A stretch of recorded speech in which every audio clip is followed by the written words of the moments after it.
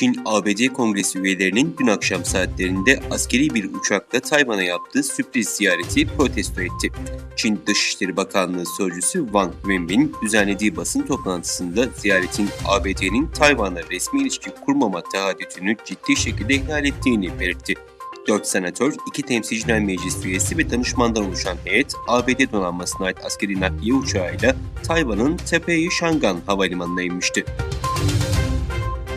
Tibetli ruhani lider Dalai Lama, Çinli liderleri kültürler arasındaki farklılıkları anlamamakla eleştirdi ve kontrolün fazlasıyla Han etnik grubunun elinde olduğunu belirtti. Tibet ve Şincan'la ilgili olarak bizlerin kendimize özgü kültürleri var.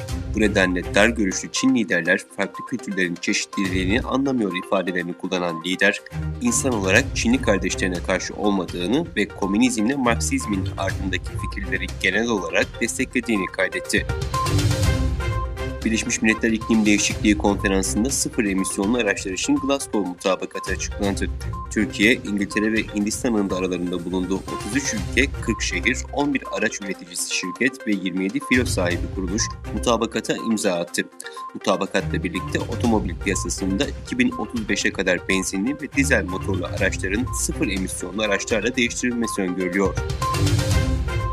Çin ve Mısır arasında ekonomik ve teknolojik işbirliği anlaşması imzalandı. Çin'in Kahire Büyükelçisi ve Mısır Planlama ve Uluslararası İşbirliği Başkanı, Mısır'ın başkenti Kahire'de düzenlenen törende iki ülke arasında ekonomi ve teknoloji alanlarında işbirliğini öngören anlaşmayı imzaladı.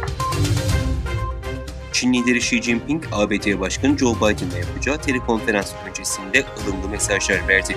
Xi, Çin'in ABD ile arasındaki farklılıkları gidermeye hazır olduğunu ifade etti.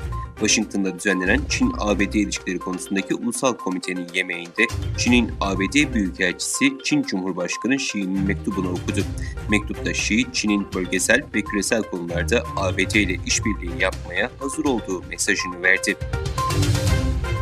Avrupa Birliği Mahkemesi AB Komisyonu'nun şirkete uyguladığı 2,42 milyar avroluk para cezasını onadı.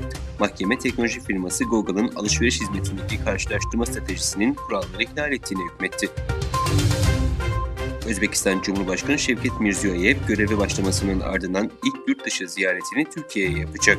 Özbekistan Cumhurbaşkanlığı ofisinden yapılan açıklamaya göre Mirziyoyev 11-12 Kasım'da İstanbul'da düzenlenecek Türk Dili Konuşan Ülkeler İşbirliği Konseyi Devlet Başkanları toplantısına katılacak.